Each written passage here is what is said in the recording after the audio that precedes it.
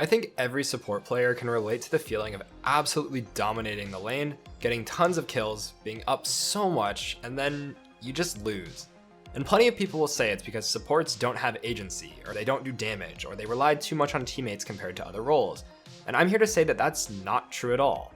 It might not be what you want to hear, but if you can't carry with your lead, it's probably because you just don't know what to do after laning phase. However, fret not, this is a fixable problem. And in today's guide, we're going to be pointing out some of the things that make you suck after laning phase. Let's get right into it. In this example, let's follow along with a Platinum Swain player. He absolutely dominated this lane, and after the bot lane dive is up a solid 2,000 gold on the enemy support, as well as actually being up in gold on his ADC and the enemy ADC.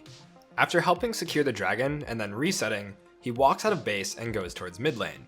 At this point, it's safe to say that laning phase is over, and this is where everyone gets super lost. Goals in the mid to late game are very broad and hard to identify, but one of the main things that you want to do is just figure out what your team, and therefore you, actually want to work on. If we look at the map right now, we will clearly see Blitz, Caitlyn, and Annie revealed on the map. Because they're all on bottom side, this means that making plays on top side becomes increasingly attractive, since we will have tempo advantage and first move to that area.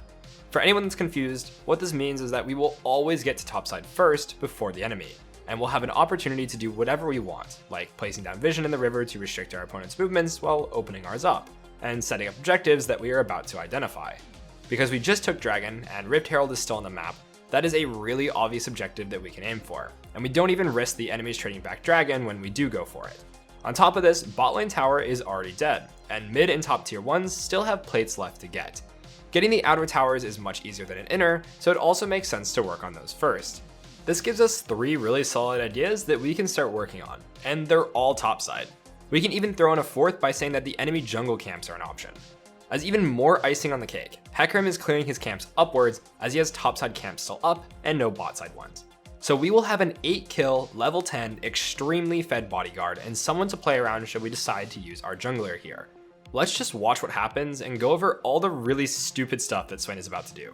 First off, he walks mid when there's no wave, and he has a tempo advantage towards top side while there's literally nothing to do in mid.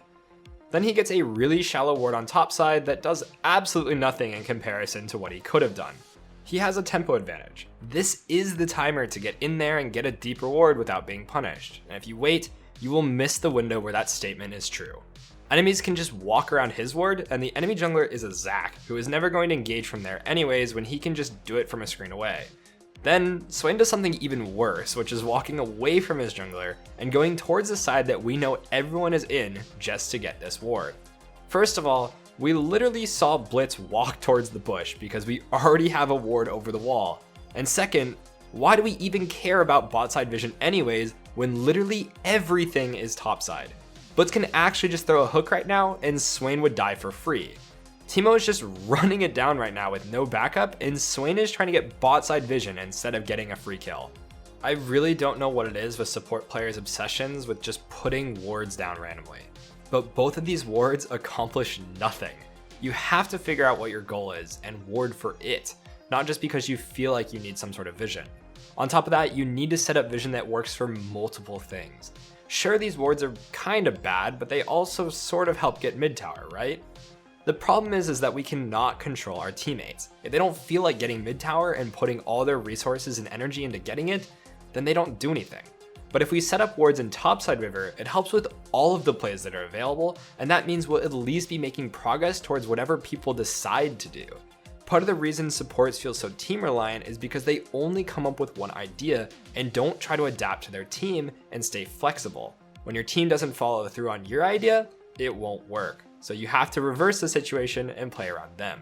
Swain somehow doesn't die to a blitz hook here because the other support is also trolling, but even still he walks mid and just sits here after.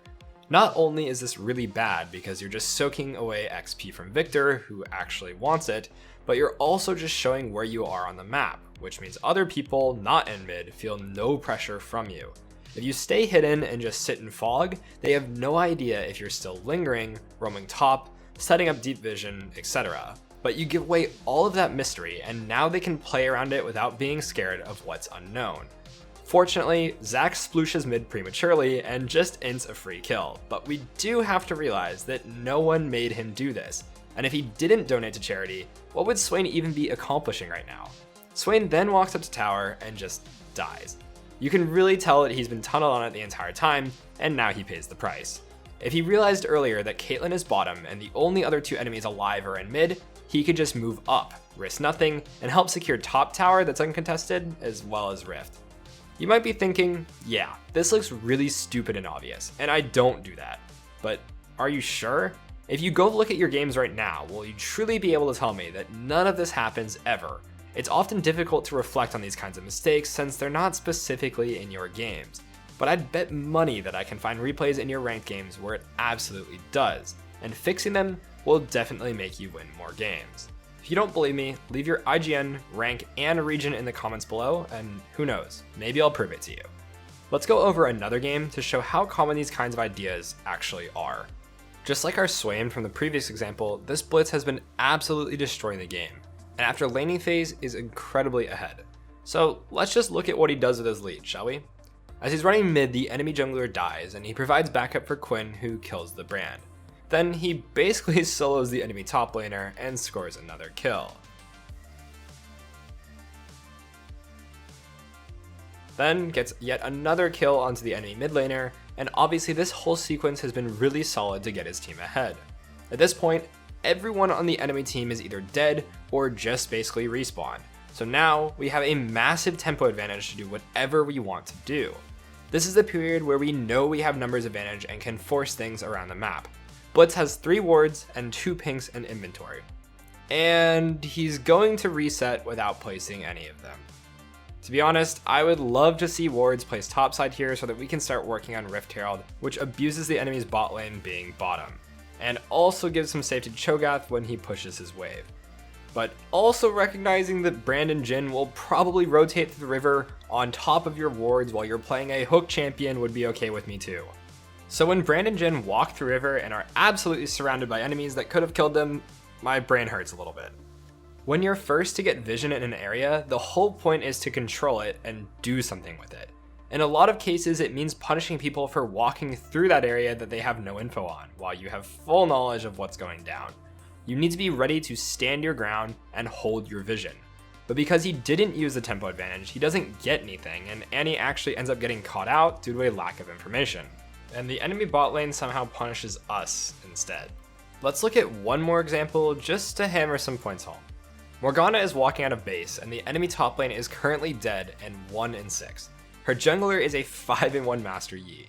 At this point, let's just quiz you about where you should be at the moment. Where do you think Morgana should go? Topside is the obvious answer. Not only is your jungler already there, your top laner just killed someone and is hitting the tower.